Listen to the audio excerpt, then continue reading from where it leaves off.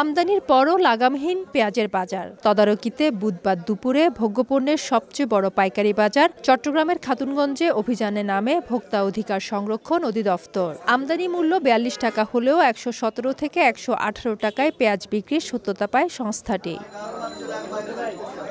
আমদানিকারকের কাছ থেকে পেঁয়াজ কেনার ভাউচার দেখাতে ব্যর্থ হওয়ায় সততা বাণিজ্যালয় ও মেসার্স গ্রামীণ নামে দুটি প্রতিষ্ঠানকে মোট ৯০,০০০ টাকা জরিমানার সঙ্গে সতর্ক করা হয়।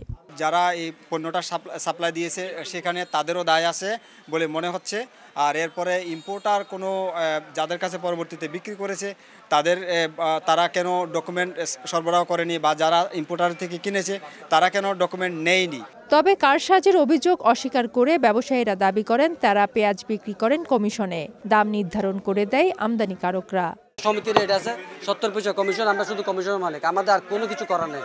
আমাদের যাই বেঁচে তা খাতায় লেখা থাকে কেন। ওনাদেরকে আমরা বলবো ভাই আমরা রেটটা রেখে দেন, আপনার ডকুমেন্ট দেন, যদি না দিতে পারেন আমরা মাল নামাবো না, মাল বিক্রি করবো না। চট্টগ্রামের খাতুনগঞ্জে বর্তমানে পাইকারি পর্যায়ে প্রতি কেজি দেশি পেঁয়াজ ১১৫ এবং ভারতীয় পেঁয়াজ বিক্রি হচ্ছে ১১৭ টাকায়।